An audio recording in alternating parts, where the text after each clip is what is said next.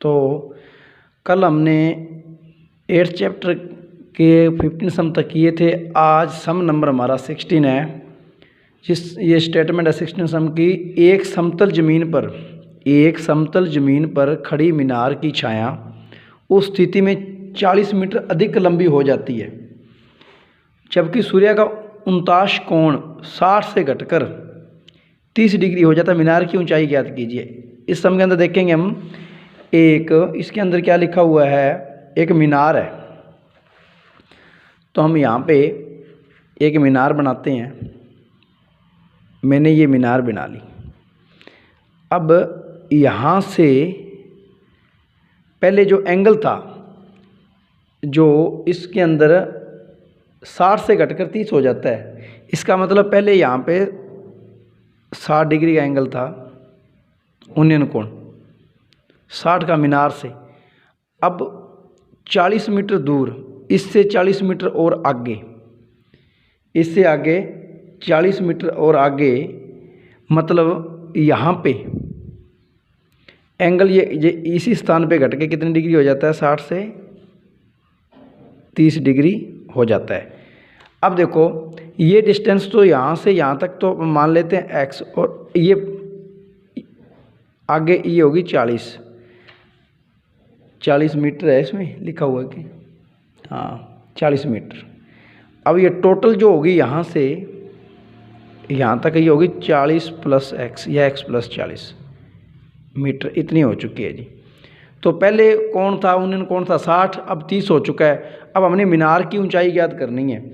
मीनार की ऊंचाई के लिए हम इसके नाम दे देंगे इस ट्रायंगल के A B C और ये D, हमने 4 नाम दे दिए। अब इसके अंदर हमारे पास ट्रायंगल 2 बनती है। एक तो ट्रायंगल होगी ABC, ये वाली त्रिभुज ABC में AB बटा में BC, AB बटा में BC, लंब बटा में आधार, मतलब लंब बटा में आधार, परपेंडिकुलर डिवाइड में बेस, ये होता है tan थीटा। tan थीटा इसके अंदर है 60। अच्छा जी, अब AB है जो, इसको हम H मान लेते हैं, मीनार की हाइट। ये आगे AB के स्थान पे हम H लिखेंगे और BC की जगह पे हम लिखेंगे X, और tan 60 की वैल्यू होती है √3। तो यहाँ से H की जो वैल्यू आई है √3x आ चुकी है, जो कि इक्वेशन नंबर हमारे पास क्या है, फर्स्ट। अब इसके बाद नेक्स्ट जो है, अब सेकंड इक्वेशन हमारे पास है ABD। इन ट्रायंगल ABD के अंदर सेम इसमें भी tan थीटा बना लेंगे। AB के नीचे हम क्या लिखेंगे, BD, AB डिवाइड में BD। ये लंब बटा आधार, लंब बटा में आधार मतलब परपेंडिकुलर डिवाइड में बेस, ये भी tan थीटा होता है, और थीटा इसमें होगा 30 डिग्री। थीटा इसमें 30 डिग्री। AB है हमारे पास मीनार की ऊंचाई H, और BD है हमारे पास x प्लस 40 या 40 प्लस x, और यहाँ पे tan 30 की वैल्यू होती है 1 बटा में √3। अब उसके बाद अब हमारे पास ये इक्वेशन नंबर आ चुकी है सेकंड, ये सेकंड इक्वेशन है। अब यहाँ से हम h की वैल्यू निकालेंगे तो, या फिर यहाँ पे h की वैल्यू हम पुट कर देंगे √3x।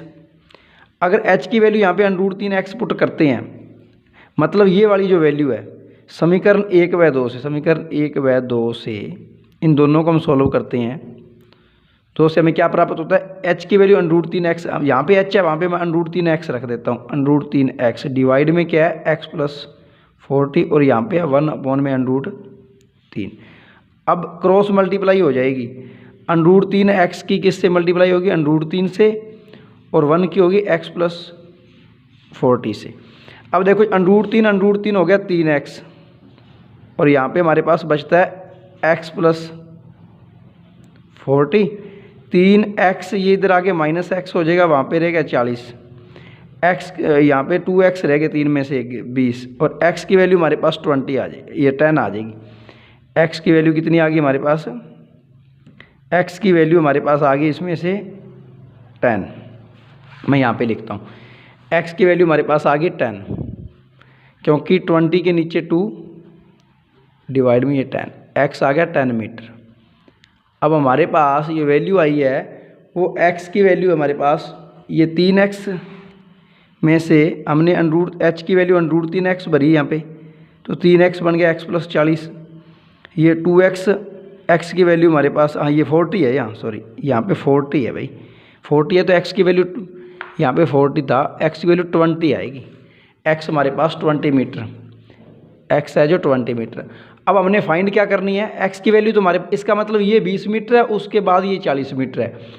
अब हमने मीनार की ऊंचाई, मीनार है हमारे पास वो ए बी है, ए बी की वैल्यू है यहाँ पे ए बी था √3x, और यहाँ पे हम x की वैल्यू पुट कर देंगे तो ए बी मीनार की ऊंचाई आ जाएगी 20√3 मीटर, 20√3 मीटर आ जाएगी। नहीं तो √3 की हम इसमें वैल्यू पुट कर देंगे। √3 की वैल्यू क्या है, 20 गुणा में 1.732।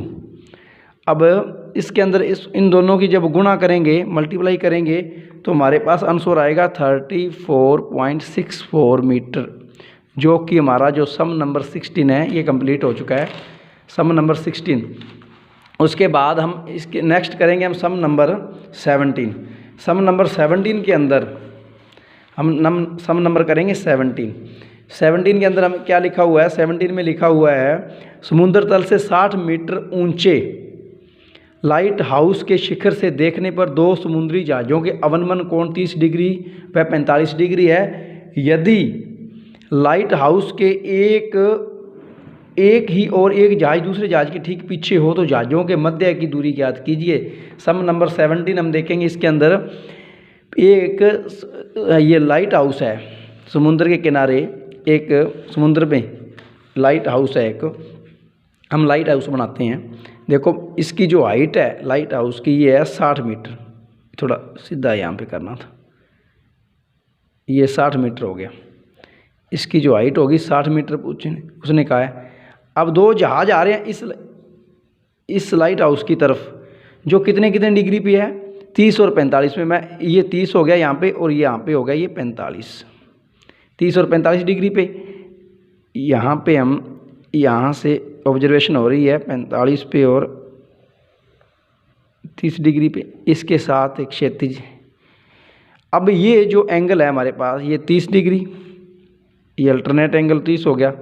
अब यहाँ से ये 45, तो ये वाला 45 डिग्री हो चुका है। अब 45 और 30 पे दो जहाज आ रहे हैं समुद्री, पहले 30 पे था, कुछ देर के बाद ये 45 डिग्री पे हो गया। और लाइट हाउस की जो ऊंचाई है ये 60 है। अब जो यहाँ से यहाँ इसके बीच में जो दूरी तय हुई है ये हमने फाइंड करनी है। फिर 30 से 45 डिग्री पे जब जहाज आया है तो कितनी दूरी इसने कवर करी। तो हम इसके नाम दे देते हैं, नाम चाहिए इसमें कैसे लिखो, ए लिख दो यहाँ पे, बी सी और डी। मैंने ए बी सी डी नाम दे दिया इसका। ए बी सी डी के बाद हम इसके अंदर सॉल्व क्या करेंगे, हमने सी डी फाइंड करनी है। सी डी कब फाइंड होगी, जब हमने सी डी फाइंड करनी है, सी डी कब होगी, जब बी डी में से हम बी सी माइनस करेंगे। बी डी में से पूरी में से हम बी सी माइनस कर देंगे, हमारे पास सी डी आए। हमने सी डी फाइंड करना है। तो इसके लिए एक ट्रायंगल तो हमारे पास, ट्रायंगल हमारे पास एक तो ए बी सी है, त्रिभुज ए बी सी में। अब इसमें ए बी के बट्टे में, ए बी बट्टा में बी सी हम लिखेंगे, ए बी बट्टा में बी सी। अब ए बी बट्टा में बी सी जो है ये है हमारे पास tan थीटा। ये कितना है, tan थीटा। ए बी बट्टा में B C tan theta. Theta हमारे पास 45 डिग्री, क्योंकि ए बी लंब बटा आधार परपेंडिकुलर अपॉन में बेस। ए बी है हमारे पास 60 और जो बी सी है इसको हम मान लेते हैं कुछ भी मान लो, चाहिए इसको कुछ भी मानो, चाहिए इसको x मान लो यहाँ से यहाँ तक, और इसको मैंने y मान लिया यहाँ से यहाँ तक। नहीं तो सीधा आप डायरेक्ट भी इसको लिख सकते हो। अब इसको डायरेक्ट लिख दो, चाहे BC को BC लिखो और ऐसे भी लिख सकते हो। BC मैंने लिख दिया, BC का इसका नाम BC लिख दिया मैंने। tan 45 की वैल्यू 1 और BC कितना हो गया, यहाँ पे ये AB है हमारे पास 60 और BC यहाँ से 1 और BC की वैल्यू आ जाएगी 60। BC भी कितनी दूर हो गया, 60 मीटर। अब ये इक्वेशन नंबर फर्स्ट। उसके बाद सेकंड हमारे पास ट्रायंगल है जो त्रिभुज A B D full triangle में, इसके अंदर भी ए बी बटा में हम क्या लिखेंगे, बी डी। ए बी लंब बटा आधार परपेंडिकुलर डिवाइड में बेस, ये भी tan थीटा होता है, इसमें थीटा है जी 30 डिग्री। ए बी हमारे पास 60 और बी डी को हमने बी डी लिखा है। tan 30 की वैल्यू 1 बटे में √3 होती है, 3, 1 बटे में √3 होती है। अब यहाँ से क्रॉस मल्टीप्लाई करके हम बी डी की वैल्यू निकालेंगे। बी डी की वैल्यू आ जाएगी 60 गुणा में √3 मीटर। अब ये वैल्यू किसकी आ गई? बी डी की। Equation number second. अब हमने फाइंड क्या करना है? इसके अंदर हमने फाइंड ये करना है कि हम लिखेंगे इसके अंदर, ये हमने निकालनी है इसमें सी डी फाइंड कर, सी डी फाइंड करना है क्योंकि सी डी दोनों जहाज़ों के बीच की दूरी है। अगर हम सी डी फाइंड करेंगे तो हम क्या लिखेंगे? बी डी में से हम क्या माइनस करेंगे? B C. अब जो सी डी फाइंड आप कर रहे हो तो बी डी की वैल्यू कितनी है? 60 √3, उसमें से बी सी हो गया जी हमारे पास 60। अब इसमें से कॉमन आ जाएगा 60 कॉमन आने का √3 - 1 मीटर, ये हमारा आंसर आ गया। नहीं तो इसके अंदर हम क्या करेंगे? इसकी वैल्यू पुट करेंगे। √3 की वैल्यू है 1.73, इसको पूरी करेक्ट इसको सॉल्व करो। 1.732 - 1 तो ये हो गया जी 60 तो आ गया हमारे पास, मल्टीप्लाई में 0.732 की जब हम मल्टीप्लाई करेंगे 0.73, ये 43.92 मीटर जो है इसका आंसर आ जाएगा। सम नंबर हमारा है जो 17 लाइट हाउस वाला, ये हमारा कंप्लीट हो चुका। उस नेक्स्ट हम सम करेंगे, सम नंबर हम 18 करेंगे। सम नंबर 18 के अंदर पहले हम इस सम को रकम को पढ़ेंगे ध्यान से। सम नंबर 18 की जो स्टेटमेंट है हमारे पास ये है भी 1.5 मीटर लंबा एक लड़का 30 मीटर ऊंचे एक भवन से कुछ दूरी पर खड़ा हो। जब वह ऊंचे भवन की ओर जाता है, तब उसकी आंख से भवन के शिखर के एक टावर के शिखर का उन्नयन कोण 60 डिग्री, उसके पाद मतलब फुट पैर से अवनमन कोण 45 डिग्री, टावर की ऊंचाई। इसमें देखो आप नहीं ये सम नंबर सामने 18 करना, ये 19 पढ़ रहा हूँ। 18 में देखो 1.5 मीटर लंबा एक लड़का 30 मीटर ऊंचे एक भवन से कुछ दूरी पर खड़ा है। ये है 1.5 मीटर का लंबा एक लड़का 30 मीटर ऊंचे भवन से कुछ दूरी पर खड़ा है। वह ऊंचे भवन की ओर जाता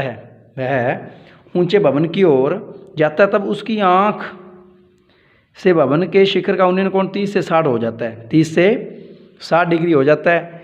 अगर 30-60 हो जाता है, बताइए कि भवन की ओर कितनी दूरी पर चल कर गया।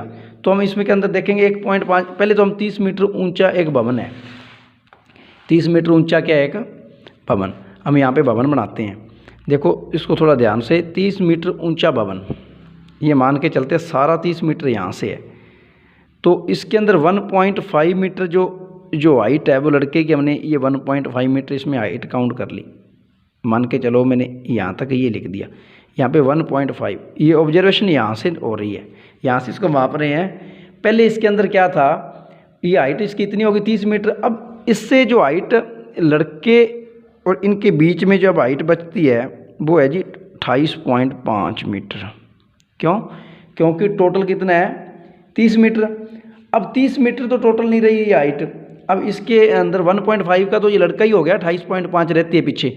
अब पहले इसी कोण से, अब इसी कोण से क्या हो रहा है, भवन से ऊंचे भवन की ओर जाता है तो उसकी आंख से 29 से 60 हो जाता है।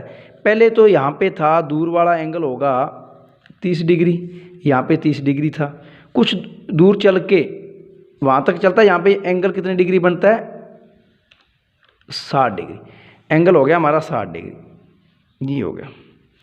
अब देखो इसमें फाइंड क्या करना है, भी यहाँ से यहाँ 60 डिग्री होने में जितनी दूरी तय करी है उसको आपने फाइंड करना है। तो सेम वैसे ही करेंगे, हम इसका नाम देखते हैं ABC और D।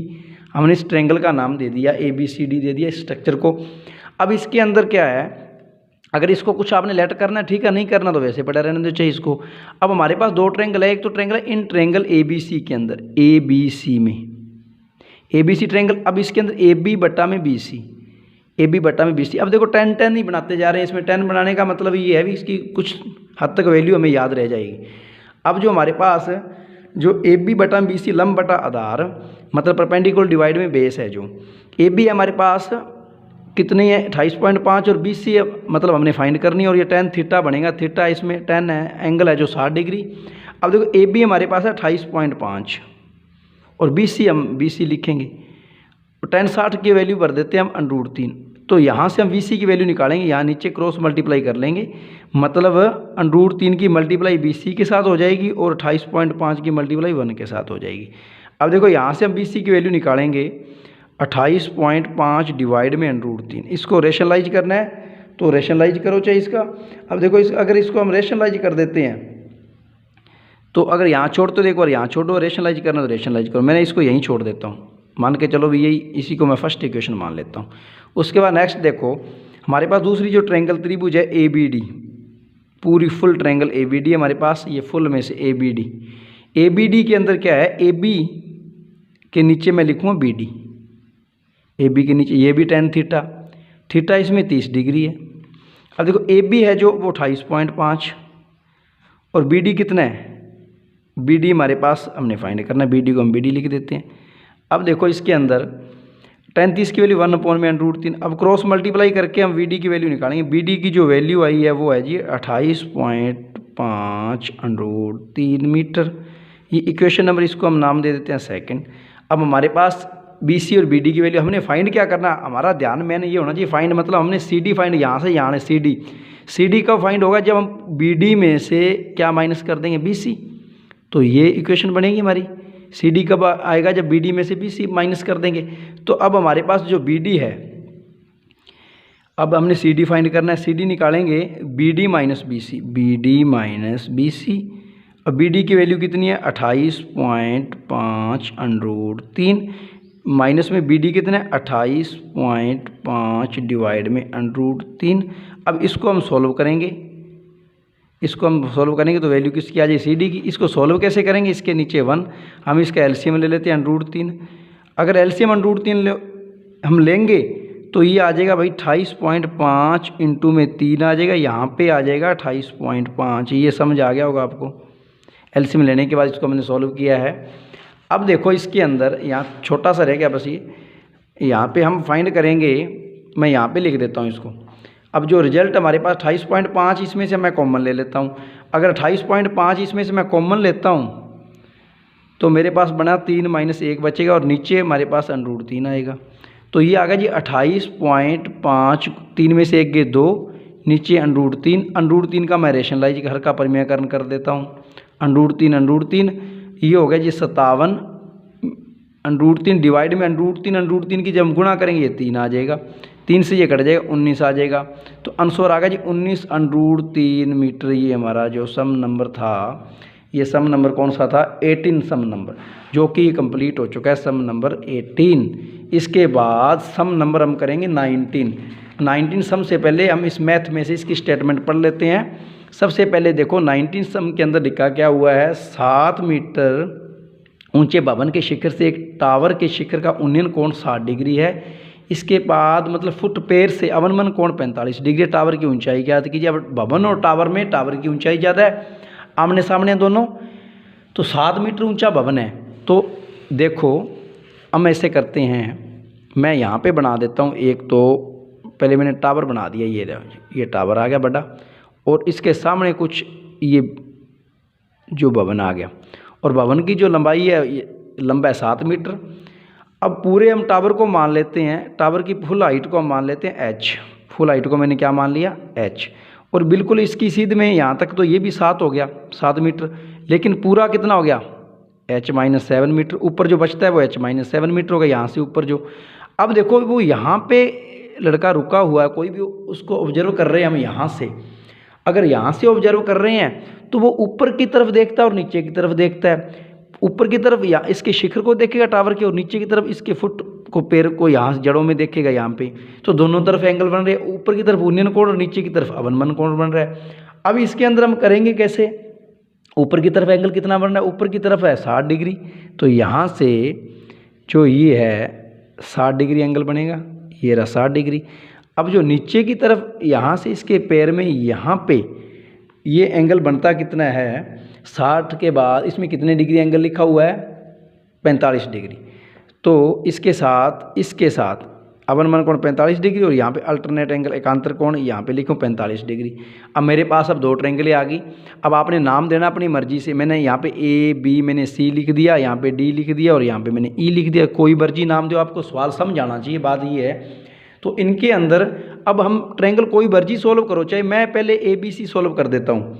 अगर मैं पहले ऊपर ए बी सी को सोल्व करता हूँ तो उसका रिजल्ट क्या आएगा, ट्रायंगल ए बी सी को हम सोल्व करेंगे त्रिभुज ए बी सी में सोल्व करो ऊपर वाली में। तो आप इसको टेन थीटा बनाना है तो टेन थीटा बनाओ, कोट थीटा बनाना है तो कोट थीटा बनाओ, चाहे इसको, वो आपकी मर्जी है। इसमें देखो मैं इसको टेन थीटा बना लेता हूँ, मतलब ए बी के नीचे मैं क्या लिखूँगा, बी सी। सेम वैसे ए बी के नीचे अब एक जैसे नाम दे रहे हैं तो ये सब हमारे पक्के हो जाएंगे, इसमें वो गलती नहीं आएगी। करो अपने तरीके, समझ आना चाहिए बात ये। चाहे ए बी सी मानो, चाहे पी क्यू आर एस, कोई भी कैसे भी मान के इसको आप कर सकते हो। अगर ए बी के नीचे बी सी लंब बटा में आधार परपेंडिकुलर डिवाइड में बेस जो टेन थीटा होता है, इतना तो हमें पता होना चाहिए। टेन थीटा थीटा इसमें 60 है। अब देखो ए बी की वैल्यू h-7 और बी सी की वैल्यू है इसमें, बी सी को हम बी सी मान लेते हैं, चलो कुछ भी नहीं, तो मैंने बी सी को बी सी लिख लिया। अगर बी सी को कुछ मानना है तो आप मान सकते हो। तो यहाँ पे tan 60 की वैल्यू होती है √3। तो अब यहाँ पे tan 60 की वैल्यू √3 और इधर h-7 आ गया। h-7 हम यहाँ पे बी सी की वैल्यू निकालेंगे। बी सी की अगर वैल्यू निकालोगे तो भाई बी सी इधर ही √3 नीचे आ जाए, h-7 डिवाइड में √3। ये बी सी की वैल्यू आ गई हमारे पास, ये लो, ये बी सी की वैल्यू, इसका नाम हमने फर्स्ट दे दिया। उसके नेक्स्ट अब हम ट्रायंगल सॉल्व करेंगे। जो दूसरी ट्रायंगल हमारे पास वो है जी, अब तो मैंने ए बी सी सॉल्व की है। अब मैं दूसरी ट्रायंगल रखता हूँ ए बी, यहाँ पे ये रही, ये कौन सी, ई सी डी। इसका नाम है ट्रायंगल त्रिभुज ई सी डी में। इसके अंदर भी टेन थीटा बनाओ चाहे कोट थीटा बनाओ, तो टेन थीटा बना लो चाहे कोट थीटा बना लो, इसमें कोई फ़र्क नहीं पड़ता। मैं ई डी के नीचे क्या लिखता हूँ, D C D. E D के नीचे सी डी, मतलब ये परपेंडिकुलर है, ये बेस है, लंब बटा आधार। मैं ई डी के नीचे लिखता हूँ सी डी। ये टेन थीटा इसमें है 45 डिग्री। ई डी की वैल्यू है 7 और सी डी को हमने फाइंड करना है। यहाँ पे tan 45 की वैल्यू 1, सी डी किसके बराबर हो गया, 7। यहाँ पे क्रॉस मल्टीप्लाई करोगे सी डी की वैल्यू 7 आ जाएगी, 7 मीटर। अब देखो, अब आप एक इसमें ये मान के चलो कि हमारे पास ये बी सी था, या ये थोड़ा हम इसको बी सी लिख रहे हैं, ये बी सी नहीं है जी, ए बी के नीचे बी ई है, ये बी ई है, ये बी ई की वैल्यू है। ये देखो ए बी के नीचे बी ई है। अब देखो इसमें अब हमें पता है भी बी ई को हम, ये बी ई किसके बराबर है, सी डी के, क्योंकि बी ई सी डी के बराबर है, क्योंकि इन दोनों के बीच में जो गैप है जितना यहाँ, ये तो है नहीं है टावर ऊपर से, ये मतलब टावर ऐसे हो रहा है या बिल्डिंग ऐसे हो जाएगी, ये यहाँ से यहाँ तक गैप बिल्कुल सेम चलेगा, जितना सी डी है उतना ही क्या है इसमें बी ई है। तो हम इन दोनों को बी ई और सी डी को हम क्या लिख सकते हैं, 7 लिख सकते हैं, क्योंकि सी डी की वैल्यू 7 है तो इसका मतलब बी ई की। अब इन दोनों इक्वेशनों को हम सॉल्व कर लेंगे। इन दोनों इक्वेशनों को सॉल्व करने के बाद हमारा जो आंसर है वो आ जाएगा। अब देखो मैं यहाँ पे ये वाली वैल्यू इसके अंदर भर देता हूँ। समीकरण 1 व इक्वेशन फर्स्ट एंड सेकंड, समीकरण 1 व 2 से अब हमारे पास जो बी ई और सी डी दोनों की वैल्यू 7 है, बी ई की जगह मैं स्थान 7 पुट करता हूँ। यहाँ पे आ गया h-7 डिवाइड में √3, तो ये √3 इधर आके मल्टीप्लाई में चला जाएगा। तो हमारे पास यहाँ पे ये क्या बचेगा, √7 बराबर में h-1। अब मैंने वैल्यू h की निकालनी तो -1 इधर प्लस में आ जाएगा, तो मतलब 7√3 + 1, 7√3 + 1 जो है इसका रिजल्ट आ चुका है, +1 है या इसमें क्या है, नहीं h-7 है, ये h-7 यहाँ पे +7 आ जाएगा इधर। अब इसमें से कॉमन क्या आ जाएगा, 7 कॉमन आ जाएगा, √3 + 1 मीटर। या तो ये भी रिजल्ट है। अगर इसको आगे लेके जाना चाहते हो तो √3 की इसके अंदर वैल्यू पुट करो। √3 की वैल्यू क्या आएगी इसमें, 7, √3 की वैल्यू हमें याद हो जानी चाहिए भी, इसके अंदर क्या लिखा हुआ है 1.732 वैल्यू है इसकी, और +1 ये है। अब हमारे पास h हमने फाइंड करना है, 7 तो है ये, अब इसको जोड़ोगे 2.732 आ जाएगा। अब दोनों की जब मल्टीप्लाई करेंगे तो ये लगभग मेरे हिसाब से ये आ गया 19.24 मीटर, जो कि किसकी हाइट है, ये जो h की वैल्यू हमने निकालनी थी मीनार की जो हाइट निकाल, टावर की हाइट निकालनी, तो ये हमने फाइंड कर दी। इसका आंसर 19.124 19.124 है। 19.124 ये मल्टीप्लाई करके देख लेना इसको, 19.124। तो हमारा ये सम नंबर है जो कौन सा था, ये 19 था, ये 18 या 19, 7 मीटर ऊंचा भवन है, ये 19 सम है जो कि हमारा कंप्लीट हो चुका है। सम नंबर 19 कंप्लीट हो चुका है। उसके बाद सम नंबर हम 20 देखेंगे। मेरे को उम्मीद है वीडियो आपको समझ आ रही है। अगर समझ आ रही है इसको लाइक और सब्सक्राइब जरूर कीजिए। सम नंबर 19 के बाद सम